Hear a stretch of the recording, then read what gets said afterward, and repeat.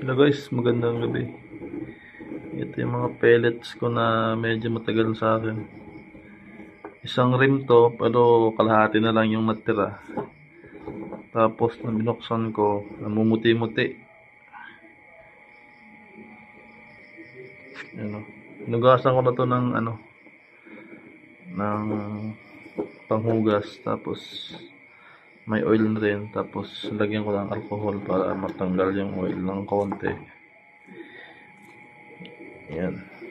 Napansin ko dito nung dati na testing ko to sa unit ko. Sa personal ko na unit. Hindi siya maganda tumama. Pero yung shiny nito na Astro. Kasi Astro ito. Kung bago pa siya, maganda siya tumama. Yun na yung napansin ko dito. Pero pag nag-testing ko nito, titignan ko pa rin kasi na nahugasan ko. Yung dating pag-test ko, hindi ko nahugasan. So sobrang puting-puti yun. Ito yung tsura niya, yung mga yupi. Yan. Yan yung itsura niya. Namumuti. Ang dami siyang parang pinong puti-puti. Siguro na pupunta sa barrel. Ayaw focus. Yan. Yan. Namumuti-puti. Yan. Naka-resize na to pa rin dito na sorted. Compare mo dito sa nakalinis na sa nilinisan ko. Medyo natanggal na yung niya, yung puti-puti niya. Yan o. Yung dati testing ako, ito yung gamit ko, yung namumuti. Hindi maganda yung tama. Yan. Subukan to sa next week pag nag-testing ako sa mga unit. Pero pag hindi siya maganda, tumama. Kasi yung mga previous namin na gamit, magandang klase yun, yung shiny siya. Tapos, yung medyo may lubricant yung pellet. Ito, pag nagtagal, namumuti eh. Yan o. Yan, susubukan ko to sa testing ko next week pag maganda din panahon dito sa amin.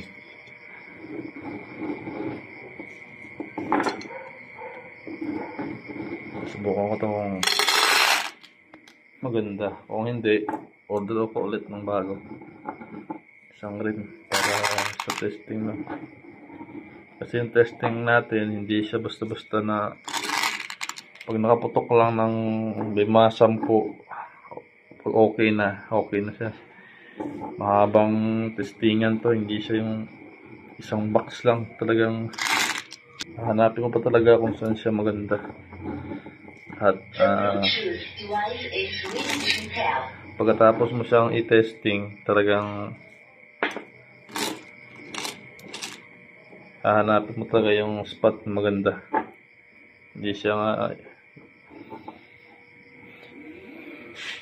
siya yung klase ng pag na-testing mo lang ng isang beses, pag okay na, yun na yun. Ibang beses. Sa amin kasi tinetesting talaga yun ng buti. Kaya medyo matagal at magastos sa hangin, saka sa bala, sa oras. Pero sulit naman. Yung tama niya maganda naman. Average lang yun. Piso sa 50 pumasok lang. 25 cents sa 25. Goods na yun. Standard. Ito i-compare natin yung gamit ko dati. Yan. Yung hindi ko na nalinisan. Yan o. Talagang namumuti-muti siya. Hindi siya parang maraming dumi.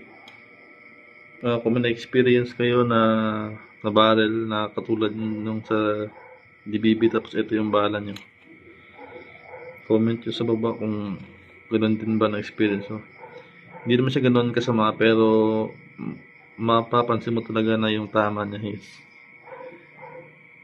hindi siya ganoon kaganda compare sa yung shiny. Yan, ito medyo malinis na kasi hinugasan ko. Ito hindi yan nakahugas. Yan yung gamit ko dati. Hindi siya maganda tumama. Malapit na ma-testing yung mga release na unit, kaya konting tiis na lang sa mga nakapila. Yan.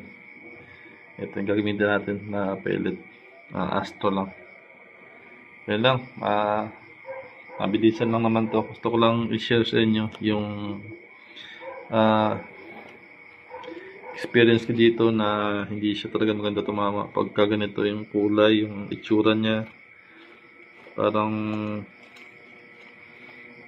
yung moisture yan na yung